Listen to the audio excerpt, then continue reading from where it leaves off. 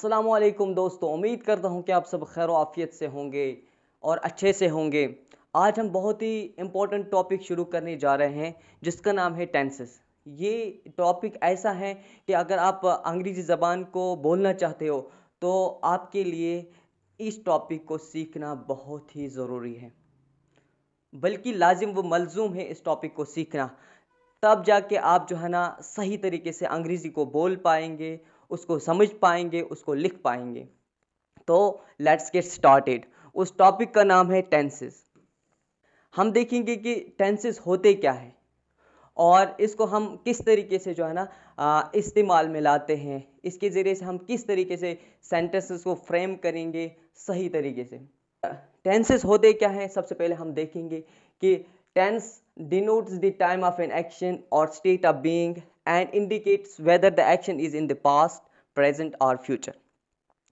Tenses ऐसे rules होते हैं जिसके ज़रिए से हमें पता चलता है कि कोई काम किस वक्त में हो रहा है, आया वो काम हुआ था या हो रहा है या होने वाला है। इसके ज़रिए से हमें पता चलता है कि कोई काम किस वक्त में हो रहा है।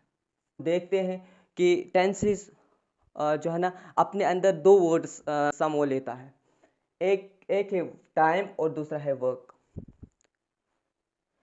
टाइम के हवाले से देखेंगे तो टाइम हमारे पास तीन तरह के होते हैं, यानी ज़माना। टेंसेस को हम कहेंगे ज़माना। ज़माना ये माजी, और ज़माना ये हाल यानी प्रेजेंट, और ज़माना ये मुस्तकबिल यानी फ्यूचर। यानी टाइम के हवाले से हमारे पास तीन कैटेगरीज आ गई, पास्ट, प्रेजेंट और फ्यूचर।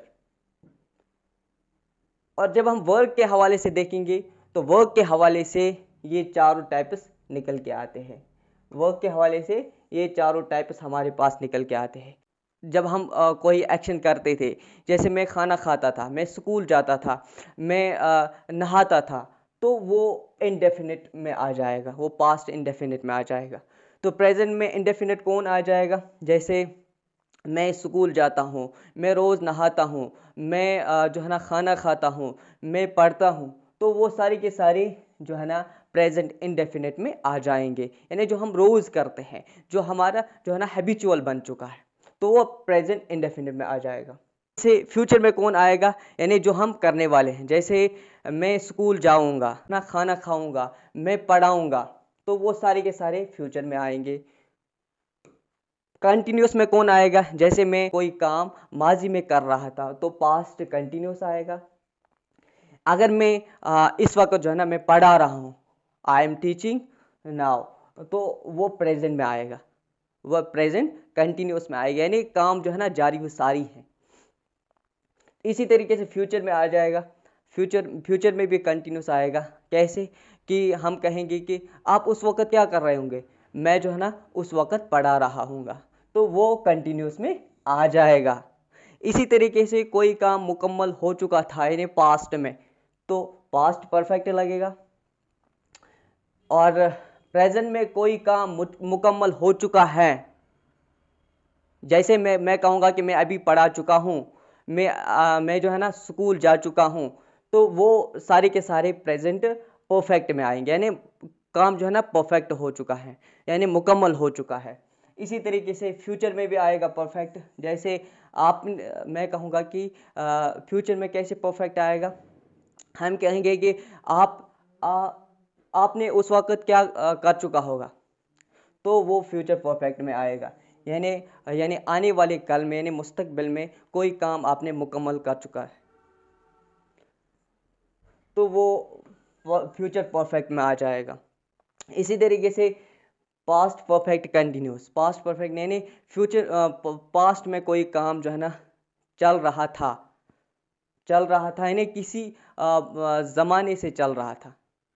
जैसे मैं कहूँगा कि मैं जो है ना 2 घंटे से खाना खा रहा था, मैं सुबह से नहा रहा था, मैं सुबह से स्कूल जा रहा था, वो सारे के सारे पास्ट परफेक्ट कंटिन्यूस में आएंगे।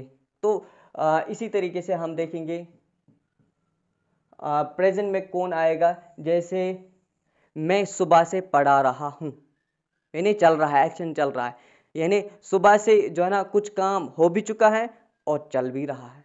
जो है ना, मैं उस वक्त पढ़ा रहा हूँगा, मैं 2 घंटे से पढ़ा रहा हूँगा, मैं 2 घंटे से पढ़ा रहा हूँगा, मैं सुबह से पढ़ा रहा हूँगा, मैं सुबह से खाना खा रहा हूँगा, यानी या खाना पका रहा हूँगा। तो वो सारे के सारे फ्यूचर में, फ्यूचर परफेक्ट कंटिन्यूस में आएंगे। ये था कुछ बेसिक सा इंट्रो इसके लिए। तो अब हम देखेंगे कि हमें टाइम का कैसे पता चलेगा कि कोई टेंस जो है ना प्रेजेंट में प्रेजेंट टेंस है, कोई पास्ट है, कोई फ्यूचर टेंस है। तो वो हमें कैसे पता चलेगा? जब हमें देखने को मिलेगा डू डज या इज एम आर या हैव हैज, तो हम जो है ना पूरी तरीके से कह सकते हैं कि ये जो है ना ये प्रेजेंट टेंस है, ये प्रेजेंट टेंस है। अगर हमें जो है ना डिड वाज वर हैड जो है ना देखने को मिलेगा, तो हम जो है ना पूरी तरीके से ये कह सकते हैं, श्योरली कह सकते हैं कि ये जो है ना पास्ट टेंस है। फ्यूचर टेंस अगर हमें जो है ना विल देखने को मिलेगा, विल बी या विल है देखने को मिलेगा, हम श्योरली कह सकते हैं कि ये जो है ना ये कौन सा टेंस है? फ्यूचर टेंस है।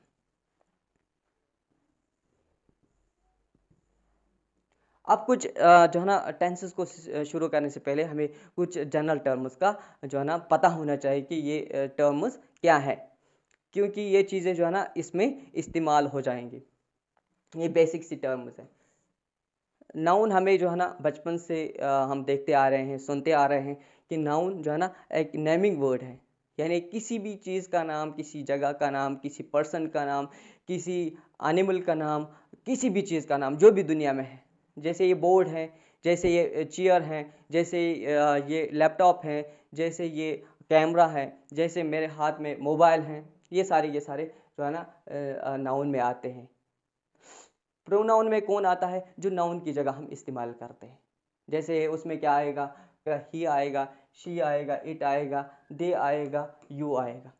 ये सारी के सारे प्रोनाउन में आते हैं कि जो है ना फ्लुएंसी बरकरार रहे, कोई नाम जो है ना बार बार ना दोहराना पड़े। और उसके बाद क्या आता है? सब्जेक्ट। सब्जेक्ट किसको कहेंगे?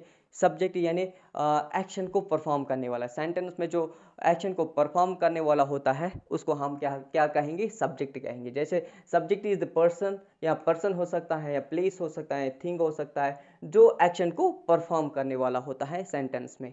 यानी शॉर्ट में मैंने लिखा यहाँ पे परफॉर्मर ऑफ एक्शन, यानी या डूअर, एक्शन डूअर, यानी एक्शन को परफॉर्म करने वाला। जैसे मैं कहूँगा कि जैसे आई प्ले क्रिकेट, में आई जो है ना ये सब्जेक्ट है। आई क्या है? इसमें सब्जेक्ट है, क्योंकि क्रिकेट कौन खेलता है? आई खेलता है, यानी मैं खेलता हूँ। पहले होगा इसमें क्या? वर्ब, और क्रिकेट हो गया ऑब्जेक्ट, यानी जिस पे काम हो रहा है, यानी जिस पे काम वाक़ा है। He eats food, he eats food, वो खाना खाता है। He eats food. ही जो है ना सब्जेक्ट है, हमने देख लिया। ईट्स जो है ना ये वर्ब है, और फूड जो है ना ये ऑब्जेक्ट है, यानी वो क्या खा रहा है? यानी फूड खा रहा है। वो क्या खा रहा है? फूड खा रहा है। दैट मीन्स कि जो एक्शन को रिसीव करने वाला हो। इसके बाद हम देखेंगे वर्ब। वर्ब जो है, वर्ब ऐसे वर्ड्स होते हैं जो किसी एक्शन को दर्शाते हैं, किसी काम को दर्शाते हैं। जैसे प्ले होगा खेलना, राइट लिखना, गो जाना, टीच पढ़ाना, इसी तरीके से हम कहेंगे ईट खाना, इसी तरीके से हम कहेंगे टीच पढ़ाना, इसी तरीके से हम कहेंगे सिटिंग बैठना, वगैरह वगैरह।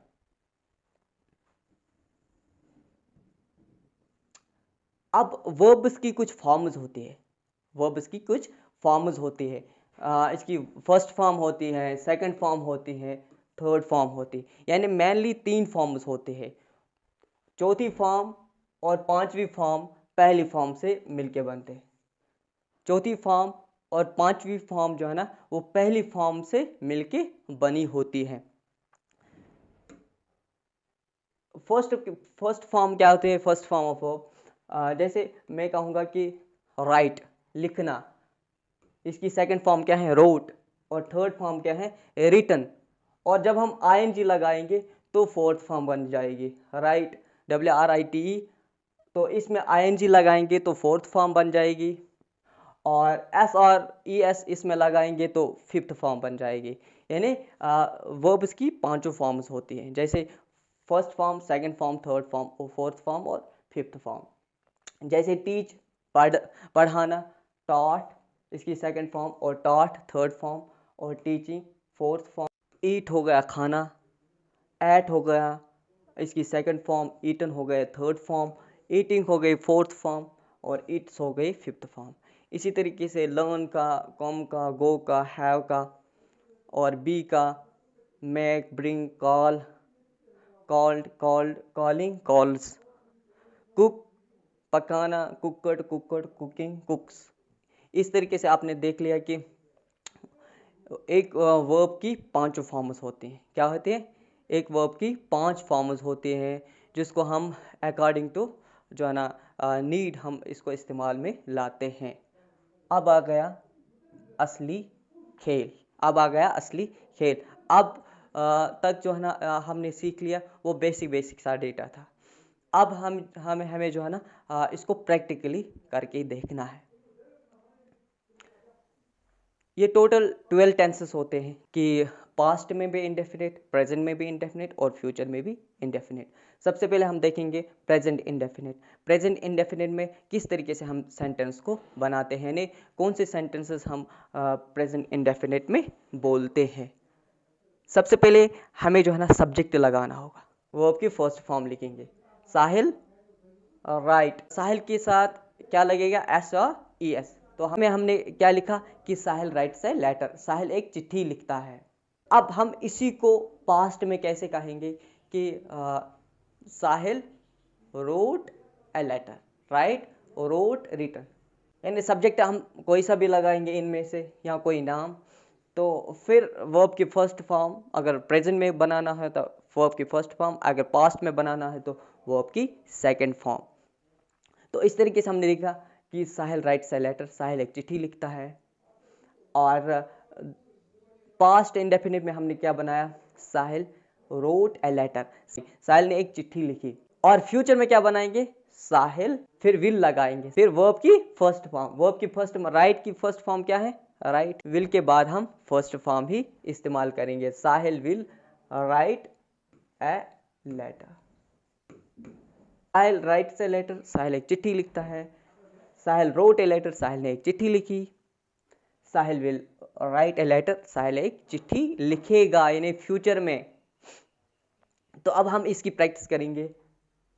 ही राइट्स ए लेटर, वो एक चिट्ठी लिखता है। ही रोट ए लेटर, उसने एक चिट्ठी लिखी। He will write a letter, वो एक चिट्ठी लिखेगा। शी, वो, यानी वो एक चिट्ठी लिखती है। She writes a letter, she के साथ भी S और ES लगेगा। शी राइट्स ए लेटर, वो एक चिट्ठी लिखती है। शी रोट ए लेटर, उसने एक चिट्ठी लिखी। She will write a letter, वो एक चिट्ठी लिखेगी। दे, वो, यानी ही शी इट का जो है ना प्लूरल क्या है? दे। दे के साथ हम S और ES नहीं लगाएंगे, क्योंकि ये सिंगुलर थर्ड पर्सन नहीं है। ये क्या है? ये प्लूरल है, थर्ड पर्सन प्लूरल है। दे राइट ए लेटर, वो एक चिट्ठी लिखते हैं। उन्होंने एक चिट्ठी लिखी। दे रोट ए लेटर, उन्होंने एक चिट्ठी लिखी। They will write a letter, वो एक चिट्ठी लिखेंगे। जैसे हमें जो है ना सब्जेक्ट लगाना होगा, तो हम क्या लगाएंगे? जैसे हम यू लगाएंगे, ठीक है। फिर इनमें से कोई जो है ना इस्तेमाल में लाना है। यू जो है ना प्लूरल है, तो सेकंड पर्सन प्लूरल है, तो उसके साथ हम क्या लगाएंगे? यू के साथ आर ही लगेगा। क्योंकि आर क्यों लगा? क्योंकि ये प्लूरल है। यू आर, मुझे कहना है कि आप क्रिकेट खेल रहे हो। आप क्रिकेट खेल रहे हो। यू आर प्ले, और उसके साथ आईएनजी लगाएंगे तो क्या हो गया, प्लेइंग। और फिर ऑब्जेक्ट लिखेंगे, क्या खेल रहे हो, यू आर प्लेइंग व्हाट, तो क्रिकेट आएगा। You are playing tennis, tennis भी आएगा, यानी कोई सा भी खेल। यू आर प्लेइंग गेम भी आएगा, कोई सा भी आप गेम खेल रहे। यू आर प्लेइंग क्रिकेट, आप क्रिकेट खेल रहे थे तो क्या बनाएंगे, you were playing, playing, you are playing cricket, आप क्रिकेट खेल रहे थे, यानी जब मैं वहां पे था, when I was there you were playing cricket, आप उस वक्त क्रिकेट खेल रहे थे। आप क्रिकेट खेल रहे होंगे तो क्या, क्योंकि विल बी लगाएंगे, you will be playing cricket, आप क्रिकेट खेल रहे होंगे। जैसे मैं जब वहाँ सुबह स्कूल जाऊंगा तो आप क्रिकेट खेल रहे होंगे। तो अब हम परफेक्ट वे आएंगे, कोई सा भी काम जो या तो माजी में मुकम्मल हो चुका था, या हाल में मुकम्मल हो चुका है, यानी प्रेजेंट में मुकम्मल हो चुका है, या फ्यूचर में मुकम्मल हो चुका होगा, क्या लगेगा, हैज़, क्या लगेगा, हैज़। और हैव किसके साथ लगेगा, यहाँ पे मैंने लिखा आपके लिए, आपके आसानी के लिए। थर्ड पर्सन सिंगुलर के साथ या सिंगुलर नेम के साथ क्या लगेगा, हैज़, बाकियों के साथ जो है ना हैव लगेगा।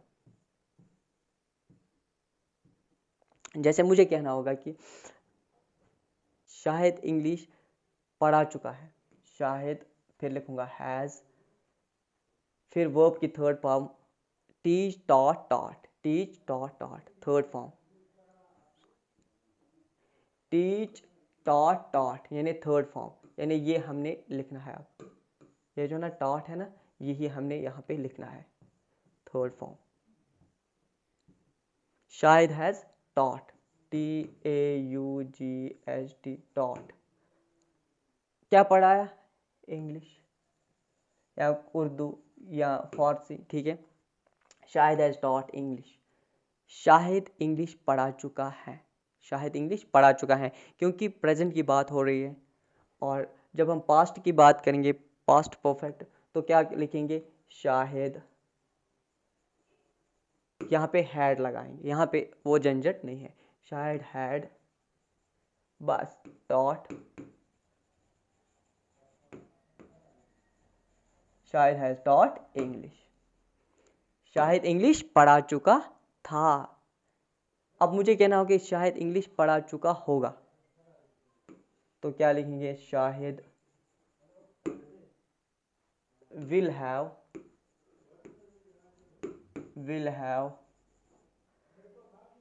थर्ड फॉर्म क्या है, taught, teach taught taught, taught English.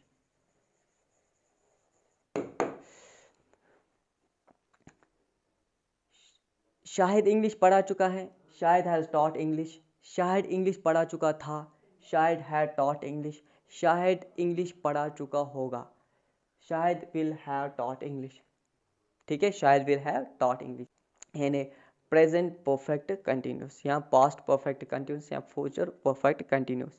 Perfect continuous में ऐसे सेंटेंस आते हैं जहाँ पे हमने कुछ काम जिसमें कुछ काम हो भी चुका था और चल भी रहा था, जिसमें कुछ काम हो भी चुका है और चल भी रहा है, जिसमें कुछ काम हो भी चुका होगा और चल भी रहा होगा, यानी एक तरीके से मुकम्मल भी होगा और कंटिन्यू भी होगा।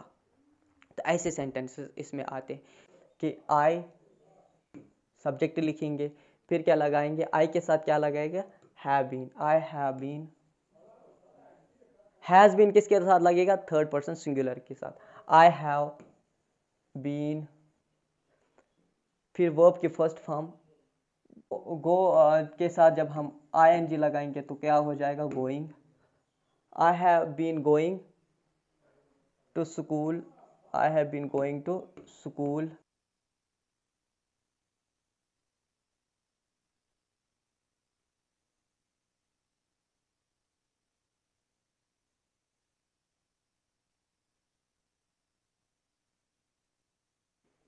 मैं सुबह से स्कूल जा रहा हूँ। मैं सुबह से स्कूल जा रहा हूँ। इसमें सिंस और for, since point of time, since जो है ना पॉइंट ऑफ टाइम, और फॉर जो है ना पीरियड ऑफ टाइम। सिंस किसके साथ लगेगा? पॉइंट ऑफ टाइम, और जो है ना फॉर किसके साथ लगेगा? Period of time. जैसे मैंने कहा कि I have been going to school since morning, morning जो है ना पॉइंट ऑफ टाइम है। जैसे सिंस 2019, सिंस 2012, सिंस आफ्टरनून। ठीक है, तो सिंस किसके साथ लगाएंगे? पॉइंट ऑफ टाइम, और फॉर किसके साथ लगाएंगे? Period of time. I have been going to school since morning, तो ये इसका सेंटेंस हो गया। तो अब मुझे बनाना होगा कि मैं सुबह से स्कूल जा रहा था, तो कैसे बनाएंगे? आई हैड बीन लगाएंगे, हैड बीन, फिर going, go plus ING, going to school since morning या इवनिंग, या ठीक है, सिंस मॉर्निंग, इवनिंग, जो भी आपको मर्जी हो। और मैं सुबह से स्कूल जा रहा हूँगा, तो कैसे बनाएंगे? आई, फिर के साथ विल हैव